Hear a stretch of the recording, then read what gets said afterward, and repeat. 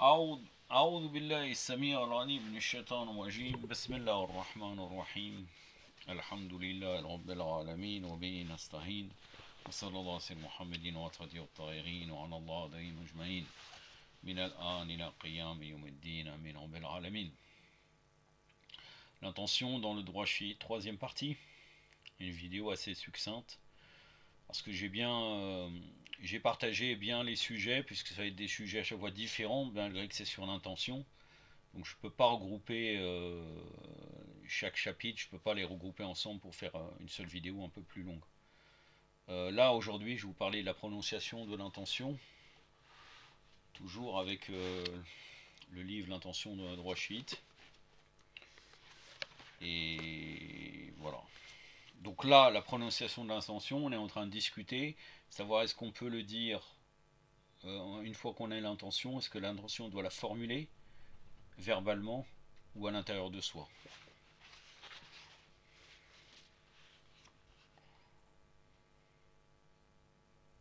Donc selon les docteurs de la loi imamite, il n'est pas nécessaire de prononcer l'intention puisqu'elle est une action du cœur. Ou en termes techniques, un appel du cœur. Dari al-qalbi. Le cœur agissant comme moteur, muharrik, donc qui va permettre de bouger. Haraka, ça veut dire donc le mouvement. Donc ça agit. Le cœur, il agit comme ce qui va créer le mouvement de l'action. C'est pourquoi, disent-ils, nul besoin de la prononcer, ni même de ça la représenter. Ça veut dire qu'à l'instant T, on doit savoir ce qu'on est en train de faire. En réalité, je ne vais pas aller vers le livre de Fakhr el-Muhaqqiqin, puisqu'en fait, c'est ce livre-là qui est traduit par Brigitte Lacombe-Faher. Mais on pourrait comprendre avec les différentes intentions qu'on a l'impression que c'est vraiment quelque chose qu'on doit formuler, même mentalement. Mais en fait, non, on doit savoir à l'instant tué qu'on fait la chose pour Allah et qu'est-ce qu'on est en train de faire. C'est ça. Prononcer. Prononcer l'intention peut même être jugé répréhensible. Vous voyez ? Car ça leur revient à introduire ce que la loi n'a pas requis et dans certains cas, cela peut être interdit. Par exemple, dans la prière, c'est-à-dire dans salat ou dans l'irama et le takbir al-ihram. Donc, il va introduire le takbir qui fait commencer la salat. Il ne doit pas y avoir d'intervalle. Or, prononcer intention sera introduire un intervalle. La prononciation de l'intention ici sera donc une cause d'annulation de la prière. Voilà, c'est quelque chose de sensible. On résumera cette question par la formule employée par le docteur de la loi contemporain, Sabzawari. Donc c'était un mujtahid, c'est un mujtahid. Il est décédé en 1993. Il faut savoir que ça c'est dans Muntakhab el-Arkam d'Abdelallah al-Sabzawari, Muassasat el-Manar, Qom, 1992-1413 de l'ère chrétienne, volume 6. Donc là c'est la section de la salat, l'intention, page 118 à 171. Donc ça c'est un ouvrage de Fiqh Istidlali. Fiqh Istidlali, c'est la jurisprudence avec l'argumentation, hadith ou usul al-fiqh, etc. Et à l'instar de, là il est en 30 volumes, à l'instar de Al-Najafi, celui qui est décédé en 1849, 1266, le fameux auteur Mohamed Hassan al-Najafi, rahimullah, dans Jawah al-Kalam. Et là, lui, il consacre de longs développements à la question de l'intention, plus de 50 pages, Sabzawari. Et lui, c'est parmi les spécialistes de l'éthique et de l'irfan. L'irfan, là, je ne peux pas vous dire si c'est l'irfan influencé par Ibn Arabi ou non, mais de toute façon, parler des choses spirituelles, ça peut être considéré comme la gnose aussi. Et il deviendra l'autorité de référence suprême, El-Majah El-Ala, pendant une courte période d'un an après El-Khoui, puisqu'après il est décédé. C'est ensuite El-Sistani qui s'occupera après lui de cette position. J'ai bientôt fini.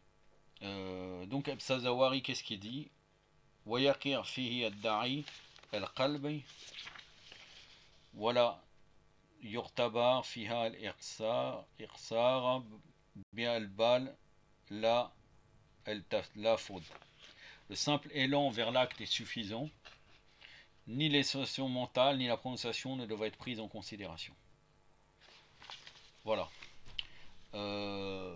Maintenant, on va voir avec un mujtahid. Et en vérité, ils disent tous cela. Donc, il faut revenir, vous allez voir. Donc, c'est très important. La plupart du temps, la plupart des gens font l'intention. On entend, on dit par exemple salat sob, qurbatan ilallah, ou telle chose. Alors qu'en fait, c'est erroné. Que dit El-Modarisi, Mohamed Taqi El-Modarisi dans les lois de l'islam, hein, présentement à la page 184, les règles concernant l'intention. Je vais vous lire cela et j'en ai intérêt terminé. Donc une intention est requise pour tous les actes d'adoration, dont la salat. Sans elle, les actes sont invalidés. L'intention est un des piliers arcanes fondamentaux de la salat. L'intention an-niyya signifie le but d'une personne quand elle accomplit un acte. Si le but est d'obéir au commandement d'Allah afin de rechercher sa proximité, alors l'intention est sincère et l'action est acceptée, Inch'Allah. En revanche, si le but n'est pas l'obéissance mais quelque chose d'autre comme une réputation ou l'ostentation, alors l'acte est invalide. Donc voilà, la personne qui chercherait et qui fait la salade pour les gens, bien entendu, son acte est invalide. Une intention prend forme par la motivation que l'on porte dans le cœur, comme par exemple que ce qui nous pousse à faire un acte d'adoration, comme la salat, c'est d'obéir au commandement d'Allah. Il n'est pas nécessaire de prononcer l'intention ou de l'exprimer formellement dans l'esprit. Il suffit en fait d'en être conscient. Afin de réaliser une intention, il n'est pas nécessaire de spécifier chaque détail unique qui concerne l'acte d'adoration. Comme par exemple, si une prière est accomplie à l'heure ou tardivement, si elle est raccourcie ou complète. Là, il est évident qu'Allah Azzawajal sait très bien ce qu'on est en train de faire à l'instant T. Hein, donc, à quoi ça sert de dire je fais la salat raccourcie, par exemple. Ou si elle est obligatoire recommandée, à moins qu'obéir au commandement d'Allah, dépend de notre intention de répondre à ces détails. Donc là, on pourrait dire, pour réaliser l'intention, par exemple, parfois, quand on est en train de faire le rossol, je vais donner un exemple, peut-être qu'on doit formuler, par exemple, le rossol du jour du vendredi, il y a aussi le rossol du zéra du jour de vendredi, comme aussi on est le jour de l'imam Mehdi, par exemple, il y a le zéra envers l'imam Mehdi, et puis si quelqu'un fait d'autres choses qui requièrent le ziyara, qui requièrent le rossol, peut-être qu'à ce moment-là, il devrait formuler à l'intérieur de lui-même. C'est ce que dit en substance Modaresi. S'il a accompli un acte d'adoration sincèrement pour Allah et qu'après son intention et qu'il serve aussi d'ostentation, ou s'il gagne en orgueil, cela n'invalide pas ses prières.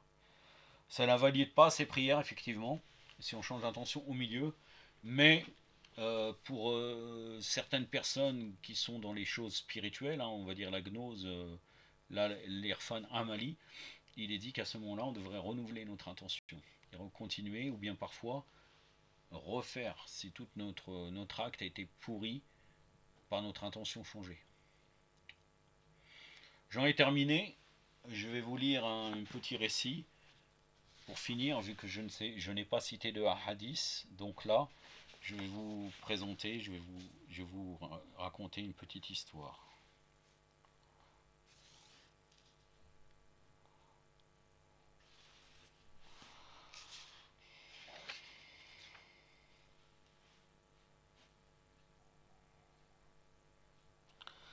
Salama, alayha, avait cité que le messager d'Allah, sallallahu alayhi wa alayhi, lors de sa maladie, qu'il avait conduit à sa mort, sa maladie, bien entendu, ou bien son empoisonnement. Mais en tout cas, au départ, bien entendu, le prophète sallallahu alayhi wa alayhi était malade. Raziyat al-Khamis, la calamité du jeudi, il faut le savoir, c'était une maladie du prophète. Il n'était pas encore empoisonné. L'empoisonnement, il a eu lieu entre la nuit de dimanche à lundi. Puisque le prophète sallallahu alayhi wa alayhi est tombé martyr le lundi. Et c'est pour ça que l'imam Sadiq alayhi salam, quand il parle des jeûnes recommandés, il dit que c'est pas recommandé le lundi. Il faut faire attention, mes frères et mes sœurs. Très souvent, par l'influence des mukhalifines, on parle du lundi ou du jeudi. Bien entendu, quand c'est le 13, 14, 15, ça c'est pas pareil. Admettons que le 14, ça tombe un lundi, c'est autre chose. Mais normalement, c'est pas recommandé de jeûner le lundi indépendamment. Salama avait cité que le messager d'Allah, lors de sa maladie qui avait conduit à sa mort, avait dit appelez-moi mon compagnon. Aïcha avait demandé à son père Abu Bakr, de venir. Mais lorsqu'il était venu, le prophète avait ouvert son visage où il avait dit appelez-moi mon compagnon. Hafsa avait demandé à son père, donc Omar, Omar de venir, mais lorsqu'il était venu, le prophète sallallahu alayhi wa sallam avait couvert son visage. Enfin, Fatima alayhi salam avait demandé à son mari Ali alayhi salam de venir. Lorsqu'Ali est arrivé, le prophète sallallahu alayhi wa sallam s'était mis debout en mettant sa chemise sur lui. Ali alayhi salam avait demandé au messager d'Allah Allahumma salli ala Muhammad wa ali Muhammad wa lajjal faraja wa l'anadam. Le prophète m'avait enseigné 1000 narrations. où chaque narration expliquait 1000 narrations d'une manière où moi et le messager d'Allah suions abondamment par la lourdeur du message. Hein, par exemple, le prophète sallallahu alayhi wa sallam, il est dit que quand Jibril venait, il ne suait pas, contrairement à ce que racontent les mukhalifines lors du wahi. Il avait un état tout à fait normal et Jibril était comme le serviteur du prophète sallallahu alayhi wa sallam. Car bien entendu, le prophète sallallahu alayhi wa sallam est supérieur à Jibril alayhi salam. Mais par contre, quand Allah Azzawajal, on va dire descendre, mais il n'y a pas de descente, hein, quand Allah Azzawajal, de sa présence forte, il donne un hadith Qudsi par exemple, où Allah Azzawajal parle directement avec le prophète, là bien entendu, il y a une sueur et une crainte, sans aucun doute. Donc là, ils suivent par la lourdeur du message. Là, ma sueur coulait sur le prophète et la sueur du prophète coulait sur moi. Ça, c'est dans Biyar el-Anwar, le volume 22, page 461. أكتفي بهذا القدر وصلى الله على محمد وأترته الطاهرين والسلام عليكم ورحمة الله.